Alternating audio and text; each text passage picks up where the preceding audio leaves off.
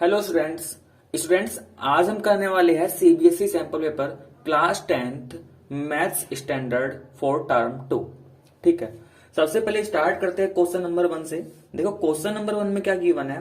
Question number 1 में दो part में गिवन है क्योंकि ये चॉइस वाला क्वेश्चन है। ठीक है, तो क्वेश्चन नंबर 1 में क्या गिवन है, find the value of A25 minus A15 for the AP 6, 9, 12, 15। देखो हमें क्या गिवन है, एक क्वेश्चन है, ये क्वेश्चन किस पे बेस्ड है, एपी। हमें एक एपी गिवन है और एपी क्या है हमारे पास 6, 9, 12, 15 एंड सो ऑन। ठीक है, तो ये चीज हमें गिवन है कि अगर एपी ये है देन फाइंड करना है किसको, फाइंड करना है हमें A25 मतलब कि 25th टर्म माइनस A15, इन दोनों टर्म का डिफरेंस हमें फाइंड करना है। अब देखो भाई यहां पे कैसे फाइंड करेंगे। सबसे पहले तो अगर मैं एपी की बात करूं, इस एपी के अंदर फर्स्ट टर्म क्या है 3, इस एपी के अंदर फर्स्ट टर्म क्या है 3 है। और कॉमन डिफरेंस क्या है भाई, कॉमन डिफरेंस कैसे निकालेंगे, दो कंजुगेटिव टर्म में से बाद वाले टर्म में से पहले वाली टर्म माइनस कर दी, यानी कि A2 माइनस A1 कर दिया तो क्या होगा 9 माइनस 6 इज इक्वल टू कितना आ जाएगा 3। ठीक है, तो D आ गया 3, A आ गया 3। अब बात है हमें निकालना है A25 माइनस A15। तो देखो हमने एक फॉर्मूला पढ़ा होगा AN इज इक्वल टू क्या, A plus N minus 1 into D. Using this formula मैं A25 माइनस A15 को कैसे लिख सकता हूं, A25 माइनस A15। भाई A25 जब लिखेंगे तो क्या होगा, A प्लस जो D का कोफिशिएंट है वो क्या हो जाएगा 25 से एक कम हो जाएगा, मतलब कि 24D। बात क्लियर हो चुकी। माइनस तो देखो यहाँ पे n है तो यहाँ पे n माइनस 1 आता था। ऐसे A15 क्या हो जाएगा, A प्लस 15 है तो क्या हो जाएगा एक कम यानी कि 14D। सिंप्लीफाई जब करेंगे तो देखिए क्या बनेगा, A प्लस 24D माइनस का A माइनस का 14D। इस माइनस A से प्लस A कैंसिल हो जाएगा तो 24D माइनस 14D कितना आएगा 10D आएगा। ठीक है, और 10D का मतलब 10 मल्टीप्लाई बाय D, D कितना है 3, अभी हमने फाइंड किया था, तो ये कितना आ जाएगा 30। इसका मतलब हमारा जो डिफरेंस है 25th term and 15th term का वो कितना आ गया 30। मतलब A25 माइनस A15 कितना है हमारे पास 30। ठीक है, तो क्वेश्चन नंबर 1 का पार्ट नंबर 1 समझ में आया। नेक्स्ट आते हैं इसका और वाला जो ऑप्शन है जो सेकंड पार्ट इसमें गिवन है।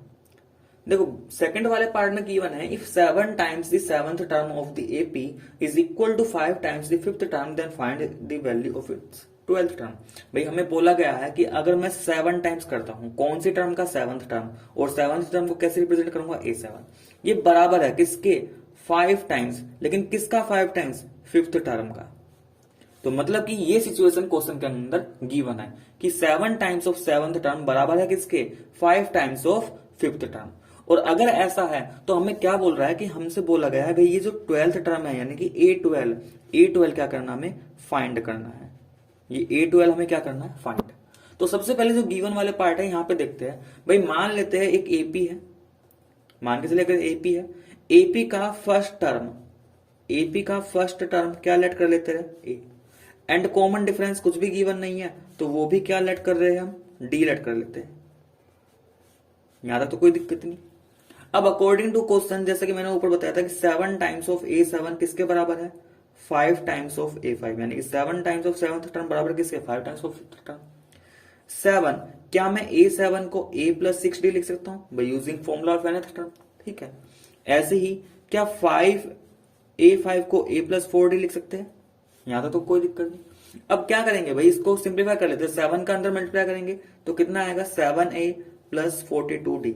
5 का ब्रैकेट में लेके मल्टीप्लाई करेंगे तो कितना हो जाएगा 5A प्लस 5 4 20D। इन दोनों टर्म को उठा के LHS में लेके आएंगे, क्या मिलेगा हमें 7A प्लस 42D। ये इधर आके क्या हो जाएगा माइनस साइन चेंज हो जाता है 20D बराबर में क्या 0। सिंप्लीफाई करेंगे 7A माइनस 5A कितना हो चुका ट्वाइस ऑफ ए, 42 माइनस 20 कितना हो जाएगा, ये हो जाएगा हमारे पास 22D इज इक्वल टू 0। अब देखो यहां से 2 कॉमन भी आ सकता है, भाई 2 कॉमन निकालेंगे तो ये आ गया A प्लस 11D बराबर 0, और जब 2 डिवाइड में जाएगा तो फाइनली यहां से सिंप्लीफाई करके हमें मिला A plus 11D is equal to 0। अब ये यहां से मिल चुका। अब देखो अब बोला हमसे ये था कि भाई ये हमें 12th टर्म फाइंड करना है, तो ये बताओ यूजिंग फॉर्मूला A12 किसके बराबर है, A12 होगा A प्लस 12 माइनस 1D यानी कि A प्लस 11D, और ये A प्लस 11D का तो वैल्यू हमारे पास पहले से ही है ना, ये तो भाई हमने सोल्व किया, तो भाई यहां से A12 कितना आ जाएगा, 0 के बराबर। ठीक है, देखो नेक्स्ट हमें क्वेश्चन नंबर 2 दे रखा है। क्वेश्चन नंबर 2 में क्या है, find the value of m so that the quadratic equation this has two equal roots. तो देखो सबसे पहली बात, क्वेश्चन को पढ़ने से मैं पहले बता दूं यहाँ पे कि जो क्वाड्रेटिक इक्वेशन गिवन है क्वेश्चन के अंदर वो मिसप्रिंट हो रखा है, तो वहां पे इसके साथ +9 भी आएगा। अब बात समझते क्या करना है, हमें ये क्वाड्रेटिक इक्वेशन गिवन है और बोला गया है इसके क्या है, इक्वल रूट्स है। तो अगर रूट्स इक्वल है तो हमें ये m का वैल्यू यहाँ पे जो नजर आ रहा है, इस वैल्यू m की वैल्यू फाइंड करनी है। तो सबसे पहले तो मैं क्या करता हूं, इसको स्टैंडर्ड फॉर्म में लिखूंगा, तो mx को मल्टीप्लाई कर देता हूं ब्रैकेट में, तो ये कितना आएगा भाई 5mx², ठीक है, माइनस का 6mx प्लस का 9 इज इक्वल टू 0। और अगर मैं इस इक्वेशन को स्टैंडर्ड फॉर्म से कंपेयर करता हूं, ax² plus bx plus 6c is equal to 0, तो भाई a क्या मिलेगा, a क्या है x² कोएफिशिएंट और ऊपर क्या x² कोएफिशिएंट 5m, तो a की वैल्यू 5m हो चुकी, b की वैल्यू कितनी हो जाएगी माइनस का 6m and c is equal to 9। अब भाई अकॉर्डिंग टू क्वेश्चन बोला गया है कि इसके जो रूट्स है, रूट्स क्या है, रूट्स आर इक्वल, और अगर रूट्स इक्वल है तो भाई हमने पढ़ा था जो डिस्क्रिमिनेंट होता है डी क्या होता है 0, और डी 0 होने का मतलब डी कैसे फाइंड करते थे, b² माइनस का 4ac इज इक्वल टू कितना 0। ठीक है, तो यहां पर मैं सभी वैल्यू पुट करूंगा, तो देखो b कितना है माइनस का 6m, इसका क्या हो जाएगा स्क्वायर, माइनस 4, a कितना है 5m, तो ये हो गया 5m एंड इनटू c कितना है 9, तो इक्वल टू कितना 0। यहां तक कोई दिक्कत। अब देखो -6m का स्क्वायर करूंगा, तो देखो माइनस की पावर इवन तो पॉजिटिव हो जाता है, तो 6m का स्क्वायर तो कितना हो जाएगा 36m² माइनस 4 5 से कितना 20 एंड 20 इंटू 9 करेंगे तो 180m इज इक्वल टू कितना 0। 36 क्या आ जा रहा है यहाँ पे कॉमन, कॉमन निकालेंगे 36 और m की पावर 2 है यहाँ पे m, तो एक m भी कॉमन आएगा, तो यहाँ पे तो क्या बचेगा भाई m बचेगा माइनस, अब 180 को अगर 36 से डिविजिबल करता हूं तो कितना आ जाएगा भाई, ये कम से कम इससे जा रहा है ये 5 टाइम्स। ठीक है, देखो 30 का 5 टाइम्स करोगे 150 आएगा, और 6 का 5 टाइम्स 30, तो 150 प्लस 30 कितना 180, तो ये जाएगा 5 टाइम्स। ठीक है, अब क्या करेंगे भाई 36m, अब यहाँ पे देखो दो पार्ट आ गए ना कि या तो ये 0 हो जाए या फिर ये 0। अब मान लो अगर ये 36m 0 हुआ तो एक सोल्यूशन यहां से आएगा, और अगर ये m-5 0 होता है तो एक सोल्यूशन यहां से, अगर 36m 0 होता है तो फिर तो m की वैल्यू क्या आ जाएगी 0। ठीक है, और अगर m-5 0 आता है तो फिर m की वैल्यू क्या आएगी 5। अब देखो, अब m इज इक्वल टू 0 तो पॉसिबल नहीं हो सकता, तो इसका आंसर मतलब m की वैल्यू तो 0 आ रही है, लेकिन ये सॉल्यूशन पॉसिबल नहीं है। देखो पॉसिबल क्यों नहीं है भाई, ये बताओ, अगर इस क्वाड्रेटिक इक्वेशन में मैंने m को डाल दिया 0, तो 0 डालने से तो भाई ये पूरा पार्ट क्या हो जाएगा, ये तो 0 बन गया, तो बचा क्या 9 बराबर 0। तो पहली बात तो वो क्वाड्रेटिक भी नहीं रही, और दूसरी बात ना वो फिर इक्वेशन बन पा रही, भाई 9 बराबर 0 क्या ये कोई इक्वेशन है, क्योंकि 9 और 0 तो कभी बराबर हो ही नहीं सकते, तो ना तो वो कोई इक्वेशन बन रही है और ना ही वो क्वाड्रेटिक इक्वेशन है, तो इसका मतलब m की वैल्यू 0 तो हो नहीं सकती। तो फाइनल आंसर क्या होगा इसका, जो रिक्वायर्ड सॉल्यूशन है वो क्या आएगा, सिर्फ m इज इक्वल टू 5। तो ये क्या हमारा इसका आंसर। बात क्लियर हुई यहां तक? ठीक है, तो क्वेश्चन नंबर 2 में कोई प्रॉब्लम नहीं। नेक्स्ट क्वेश्चन नंबर 3, देखो क्वेश्चन नंबर 3 में क्या गिवन है, from a point P two tangents PA and PB are drawn to a circle centre COR। ठीक है, if OP is equal to 2R then find angle APB and what type of triangle is APB। देखो भाई question में हमें ये diagram given है, हमसे बोला गया ये PA एंड PB टेंजेंट है और OA OB इसका रेडियस है, ये OA पहले से गिवन है R है, ये PO हमें गिवन है 2R है। ठीक है, और हमसे क्या बोल रहा है कि ये जो एंगल APB है, ये APB एंगल फाइंड करने के लिए हमसे बोल रहा है, और अगर एंगल APB फाइंड करने के बाद साथ के साथ ये भी पूछना चाह रहा है कि ये जो APB ट्रायंगल है ये किस टाइप का ट्रायंगल है। ठीक है, तो सबसे पहली बात क्या करेंगे भाई, यहाँ पे हम क्या कर सकते हैं, अगर मुझे ये एंगल APB पूछा है, ठीक है, तो भाई हमने ये चीज तो पढ़ी थी कि अगर किसी एक्सटर्नल पॉइंट से हम दो टेंजेंट बनाते हैं, ठीक है, तो ये जो यहाँ पे एंगल बन रहा है APB, ये PO उसको क्या करता है, बाइसेक्ट करता है। मतलब अगर ये थीटा है ना, अगर ये थीटा, अगर मैंने APO को थीटा माना तो सीधी सी बात है ये जो BPO होगा ना, ये भी क्या होगा थीटा ही होगा। ठीक है, हमने एक थ्योरम पढ़ी होंगी कि ये पीओ क्या करता है, इस पी को बाइसेक्ट करेगा और इधर ओ को भी बाइसेक्ट करता है। तो खैर इसकी तो बात चली नहीं रही यहाँ पे कुछ, तो हम इन दोनों एंगल्स की बात कर रहे हैं। तो ये बताओ, अगर मुझे ये थीटा पता लग जाए तो एंगल एपी भी निकालने के लिए बस मुझे क्या करना है, उसका डबल करना है। अब ये थीटा कैसे पता लग सकता है, तो भाई ये सोचो कि ये जो एंगल ए है क्या ये 90 डिग्री है कि नहीं। भाई ये सीधी सी बात है 90 डिग्री है, क्यों है, क्योंकि पी ए एक टेंजेंट है। अब ये बताओ पी ए क्या है, एक tangent, P A is tangent, ठीक है। एंड ये जो ओ ए है ये क्या है, रेडियस। और ये हमने थ्योरम पढ़ा हुआ है कि टेंजेंट एंड रेडियस के बीच में जो एंगल होता है वो कितना होता है, 90 डिग्री। इसका मतलब एंगल पी ओ कितना, 90 डिग्री। और जब angle P A O 90 degree, तो जो ट्राइंगल पी ए ओ बन रहा है ये भी कैसा होगा, एक राइट ट्राइंगल होगा ना। तो देखो अगर मैं इस राइट ट्राइंगल को बिल्कुल अलग बनाता हूं ऐसे कुछ, ठीक है, ये ए पे 90 बन रहा है ना, ये ओ हो गया पी। तो कुछ ऐसा गिवन है कि ये तो होगा P A O 90, P O कितना गिवन है 2r, ठीक है। और ये पी ए ओ कितना गिवन है, ये r गिवन है। और हमसे कौन सा एंगल, मैंने ये थीटा कौन सा माना, पी ए ओ, यानी ये पी, इसको मैंने माना हुआ है थीटा। ऐसे ही कुछ हो रखा है डायग्राम में, ठीक है। तो ये बताओ अगर ये थीटा है तो भाई थीटा के सामने वाला हमने पढ़ा था कि ये जो थीटा के सामने होता है इसे हम परपेंडिकुलर बोलते हैं।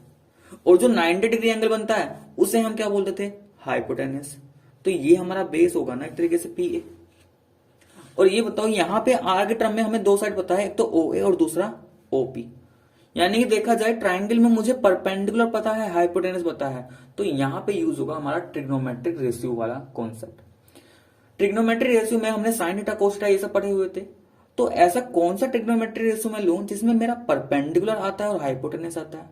अब याद करो जल्दी से, परपेंडिकुलर एंड हाइपोटेनस किस किस के अंदर आता है, या तो साइन के अंदर या कोसेक के अंदर। तो मैं in right triangle P A O की बात कर रहा हूं। अगर मैं यहां पे साइन थीटा लिखना चाहूं तो भाई साइन थीटा कैसे लिखूंगा, परपेंडिकुलर बाय हाइपोटेनस ना। परपेंडिकुलर क्या है, ओ ए, हाइपोटेनस क्या है, ओ पी। यहां तक तो कोई दिक्कत नहीं, ठीक है। साइन थीटा, ये ओ ए कितना गिवन है, ये गिवन है स्मॉल आर, और ओपी कितना गिवन है 2r। r से r गया तो साइन थीटा कितना 1/2। और साइन के अंदर 1/2 वैल्यू किस एंगल पे आती थी भाई, साइन 60 पर, वो सॉरी साइन 30 पर, यही तो था। इसका मतलब ये थीटा कितना हो गया 30 डिग्री। कंपेयरिंग कर लो दोनों तरफ ट्रिग्नोमेट्रिक फंक्शन सेम, तो थीटा कितना आ गया 30। लेकिन ये तो थीटा आया हमारा, हमें तो क्या फाइंड करना है, एंगल एपीबी। हमें तो एंगल एपीबी फाइंड करने के लिए बोला गया है ना। तो एंगल एपीबी क्या हो जाएगा भाई, जब ये थीटा 30 आ गया तो एंगल एपीबी कितना हो जाएगा, ये 2i ऑफ थीटा नहीं हो जाएगा। और 2 इंटू थीटा कितना 30, इसका मतलब एंगल एपीबी कितना आ जाएगा 60 डिग्री। ये बात क्लियर हो चुकी। तो भाई एपीबी तो आ गया 60 डिग्री। अब क्या करें कि भाई हमें तो ये पता करना है ना कि ये पीएबी ट्राइंगल कैसा है। तो इस ट्राइंगल पीएबी की कहानी सुनो अभी थोड़ी सी। यहाँ पे हमें तो ये भी तो पता करना है कि पीएबी ट्राइंगल कैसा है। तो मैंने देखो पीएबी ट्राइंगल को यहाँ पे बना दे रहा हूं समझाने के लिए। ये एंगल अभी मैंने फाइंड किया कितना है 60। और ये बताओ बाय थ्योरम की हेल्प से, क्या थ्योरम पढ़ी थी कि जब भी हम किसी एक्सटर्नल पॉइंट से दो टेंजेंट बनाए तो वो टेंजेंट बराबर, तो पीए एंड पीबी दो टेंजेंट, इसका मतलब ये पीए पीबी बराबर, ठीक है। तो मैं लिख सकता हूं पीए इज इक्वल टू पीबी बराबर, बिकॉज ये टेंजेंट है। एक सेम पॉइंट से दो टेंजेंट बनाई गई है सर्कल पर, तो दोनों बराबर तो होंगी। और जब भी दो टेंजेंट बनाई जाती है तो टेंजेंट के सामने वाले एंगल, यानी कि दो इक्वल साइड्स के जो अपोजिट एंगल्स होते हैं, तो पीए का अपोजिट एंगल ये बी और इस पीबी के अपोजिट एंगल्स ये ए, तो ये दोनों एंगल तो बराबर होंगे ना।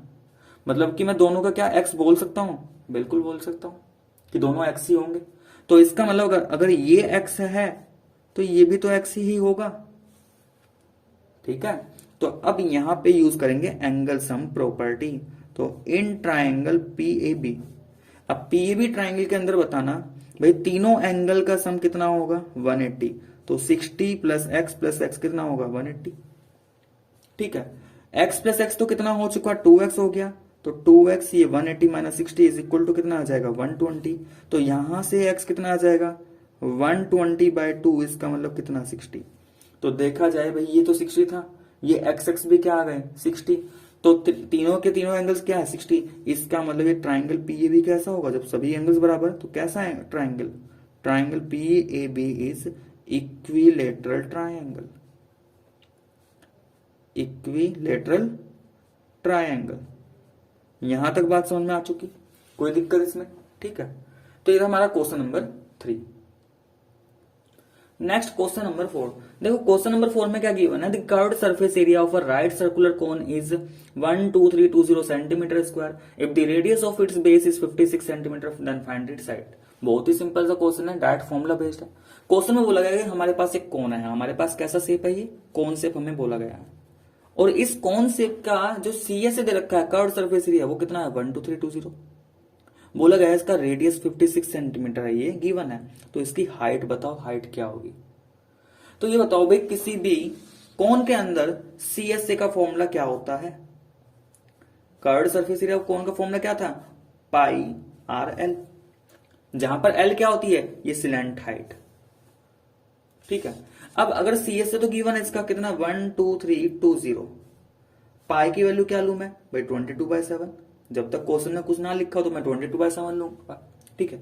आर कितना गिवन है 56 गिवन है, और ये एल ऐसे रहा। अब सबसे पहले इस इक्वेशन को सिंप्लीफाई करके हम क्या करेंगे एल फाइंड करने की कोशिश करेंगे। तो देखो एल तो मैं आरएचएस में ही रखता हूं, बाकी सबको मैं उठा के एलएचएस में ले रखता हूं, ठीक है। तो वेरिएबल तो मैंने आरएचएस में रखा, लेकिन ये जो कांस्टेंट पार्ट है इसको यहां से उठा के भेजता हूं कहां पे एलएचएस में। तो जो डेनोमीटर में है उसको पहुंचा दो न्यूमेटर में, और जो न्यूमेटर में बैठे हुए हैं उनको पहुंचाओ डेनोमीटर में। यहां तक कोई दिक्कत, क्या करेंगे भैया कैलकुलेशन करनी है बस 7 से 1 टाइम्स 56 8 टाइम्स आएगा, ठीक। क्या ये हमारा 8 से डिविजिबल है 12320, तो देखो ये 8 से हो जाएगा, ये 8 1 जा 8, ये 8 1 जा 8, 4 बचेगा 43, 8 5 जा 40, 3 बचा 32, 8 4 जा 32 और एक 0 1540। इसको मैं थोड़ा सा सिंप्लीफाई करके नीचे लिख लेता हूं। एल कितना आया अभी तक हमारा 1540 में बटे में 22। अब देखो अब ये 2 से डिविजिबल हो रहा है अभी, 2 1 जा 2, 2 1 जा 2, ये 2 7 जा 14, 1 और 4 14 बनेगा, 2 7 जा 14 0, और 11 से 770, 11 7 जा 77 एक 0, तो एल कितना आ चुका, यानी कि जो सिलेंट हाइट आई है इसकी 70 सेंटीमीटर। लेकिन ये तो सिलेंट हाइट आई, हमें तो क्या फाइंड करना था, हमें तो इसका हाइट फाइंड करना है ना। तो हमने एक फॉर्मूला भी तो पढ़ा था, एल आर एच में रिलेशन भी तो था, ये भाई ये जो एल होता है एल का स्क्वायर बराबर होता है किसके R square plus H square. तो यहां से क्या मैं एच स्क्वायर को ऐसे लिख सकता हूं भाई आर स्क्वायर को उधर पहुंचा दो, L square minus R square, ठीक है। क्या हो जाएगा एल कितना आया 70, तो 70 का स्क्वायर, माइनस आर कितना आया 56, तो 56 का स्क्वायर। इसके बाद भाई करने के दो तरीके, या तो स्क्वायरिंग करके तब सोल्व कर लो, या फिर इसमें तुम वैसे भी कर सकते हो। इसमें प्रॉपर्टी यूज कर लो, कौन सी a plus B A minus B, एक टर्म है उसका स्क्वायर, दूसरी टर्म उसका स्क्वायर, बीच में माइनस साइन, तो एक बार दोनों का सम एक बार दोनों को माइनस। 70 plus 56, 70 minus 56। बाकी भाई ये कैलकुलेशन पार्ट है, जो आपको समझ में आए वो भी कर सकते हो, ठीक है। स्क्वायरिंग करके तब भी माइनस कर लो, बात एक ही है। 70 और 56 को ऐड करूंगा, 70 5 50 120 126 होगा, माइनस करेंगे 56 कितना जाएगा भाई, 56 में 4 बच्चा 60 आ गया, 14 बचेगा ये, ठीक है। ये आ गया एच स्क्वायर, लेकिन हमें क्या फाइंड करना है एच, तो एच क्या आएगा 126 गुना मल्टीप्लाई बाय 14। इसका फैक्टराइजेशन कर लो भाई, 126 के फैक्टराइजेशन क्या हो जाएंगे, देखो अगर 126 को फैक्टर करके देखे तो ये 2 से डिविजिबल, 2 6 जा 2 3 जा, और फिर ये किससे जाएगा 3 से जाएगा, 3 2 जा 6 3 1 जा, फिर ये 7 21 के 3 इंटू 7, यानी कि ये आएंगे ना 2 इंटू 3 3 7 3 3 7, प्राइम फैक्टर कर लिए, ऐसे 14 के कर लेते हैं 2 इंटू 7। क्या 2 का पेयर बना, जिसका पेयर बना बाहर निकालते रहो, क्या 3 का बना बाहर निकालो, क्या 7 का बना तो एक एक बाहर निकालो भाई, सबका पेयर बन चुका सब बाहर निकल के, इसका मतलब रूट में कुछ भी नहीं बचा, तो 2 3 6 और 6 7 जा 42, तो यहां से इसका हाइट कोन का कितना आ चुका 42 सेंटीमीटर, ठीक। यहां तक क्लियर हुआ। नेक्स्ट क्वेश्चन नंबर 5, देखो क्वेश्चन नंबर 5 में गिवन है हमें Mrs Garg recorded the marks obtained by her students in the following table. ठीक है, तो ये हमें एक टेबल गिवन है, इसमें हमें मार्क्स गिवन है, कितने इतने मार्क्स आए हैं और कितने स्टूडेंट का है, तो वो सब गिवन है डेटा, ये डेटा हमें गिवन है। आगे इसमें लिखा है see calculated the model marks of the student of the class as 45। अब देखो जो टीचर है उसने जो मॉडल मार्क्स कैलकुलेट किए हैं, तो जो मॉडल मार्क्स है भाई, मॉडल मार्क्स से मतलब क्या है कि जो मोड है, मॉडल मार्क्स से मतलब एक तरीके से क्या है कि जो मोड है इस गिवन डेटा का वो कितना आ रहा है 45। बात क्लियर हुई। वाइल प्रिंटिंग द डाटा, अब देखो जब वो डेटा को प्रिंट कर रही थी क्या हुआ, अब blank was left, find the missing frequency in the table given below.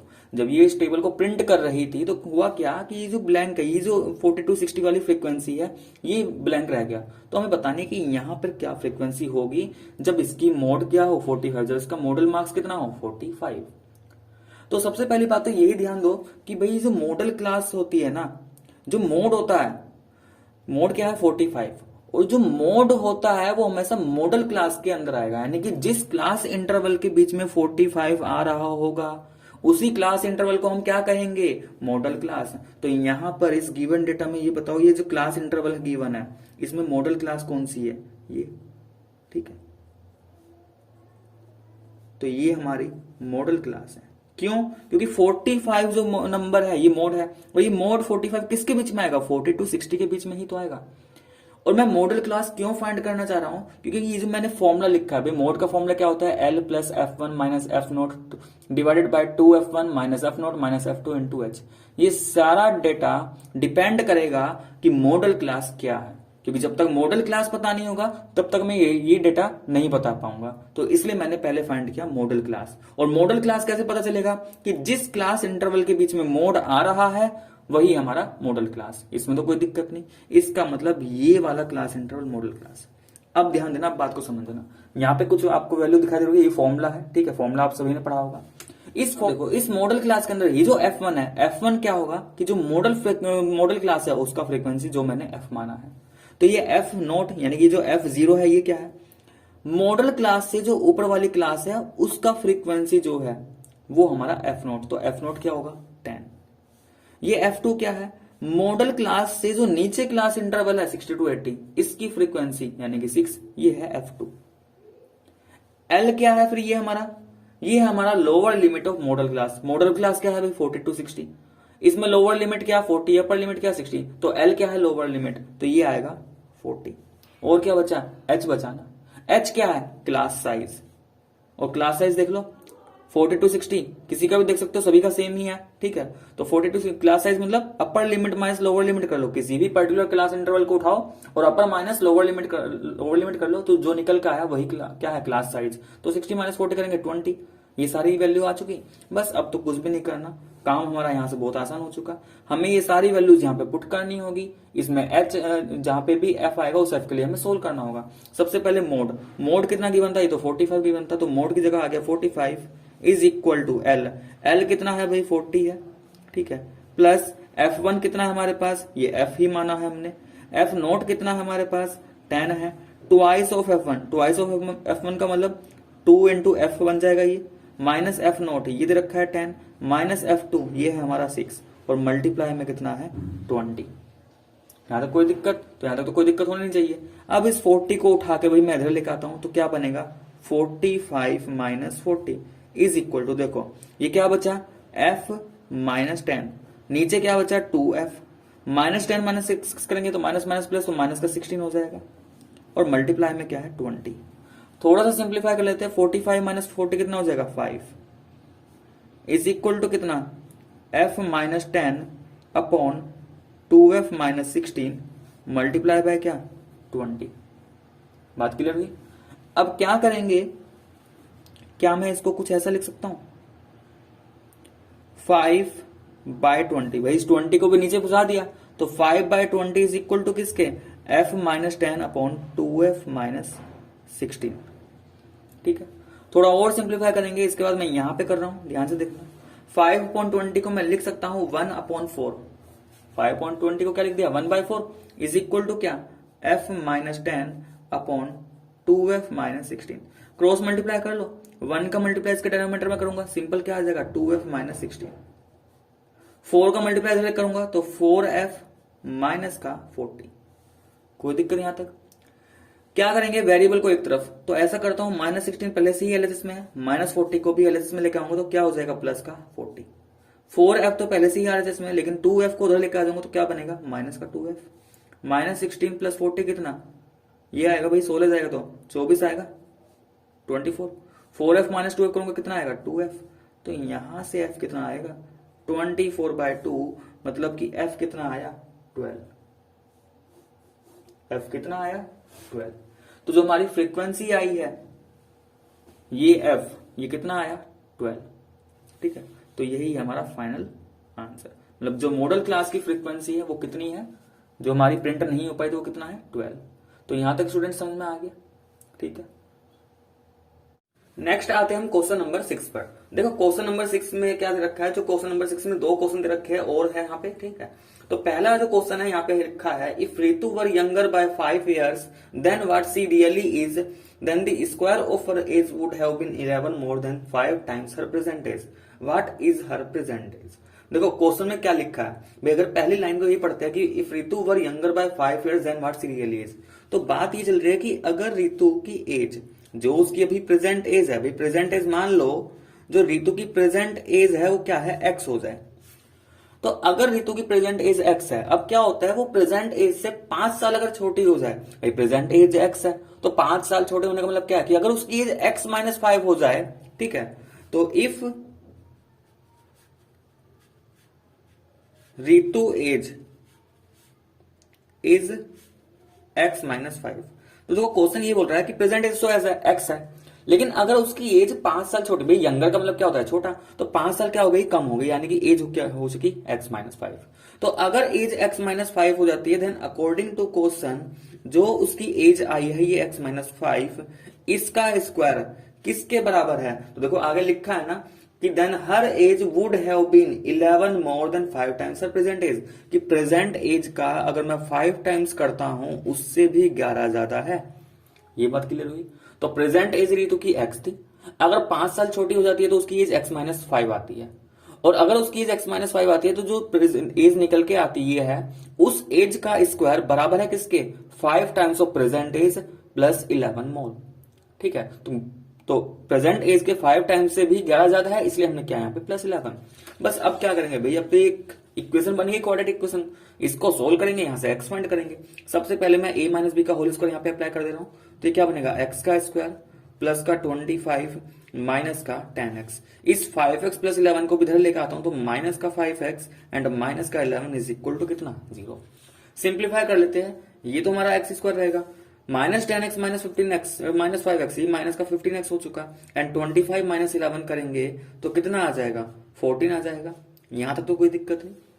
अब इसको क्या करेंगे फैक्टराइजेशन करेंगे, तो ये एक्स स्क्वायर -15x को मैं क्या लिख सकता हूं माइनस का 14x एंड माइनस का x प्लस का 14 इज इक्वल टू क्या 0। तो क्या होगा भाई, देखो पहले दो टर्म में से x कॉमन, तो बचा क्या ब्रैकेट में x -14, लास्ट के दो टर्म में से हमें x -14 ही लेके आना है, तो क्या कॉमन लू माइनस का 1। ये बात क्लियर हुई, और बराबर में क्या 0। क्या ब्रैकेट वाला पार्ट सेम है, तो देखो ब्रैकेट वाला पार्ट सेम है तो ब्रैकेट वाले पार्ट को तो निकाल लेंगे बाहर। बचा क्या, यहां पर x बचा उधर -1 बचा, तो x -1 इज इक्वल टू 0।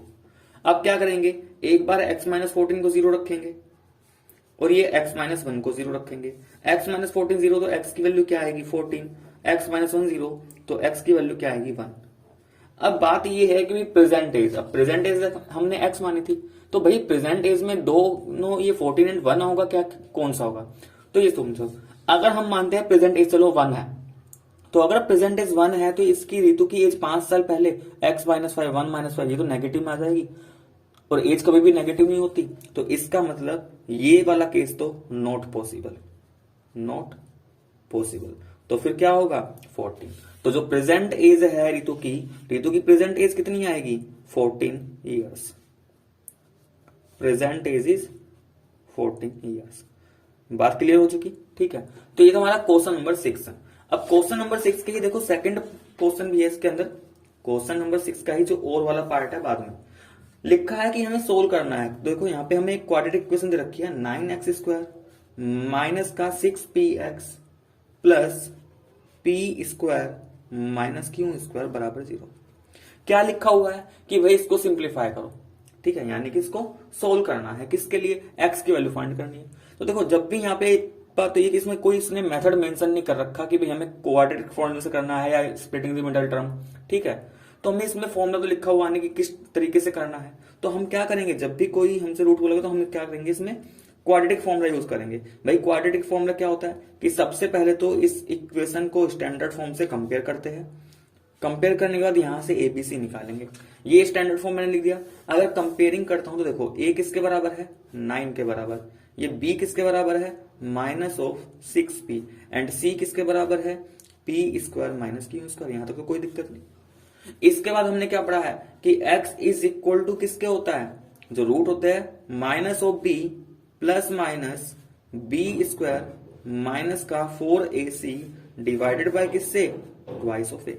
सभी वैल्यूज यहां पे पुट करेंगे तो क्या होगा, माइनस बी कितना है, माइनस का 6p, तो b की जगह minus 6p plus minus square root b फिर से आया यहाँ पे b का स्क्वायर, तो अब हो जाएगा ये माइनस 6p का होल स्क्वायर माइनस 4, a कितना है 9 है, c कितना है p square minus Q square, और डिवाइडेड में क्या है भाई यहाँ पे 2 इंटू ए, तो 2 इंटू 9।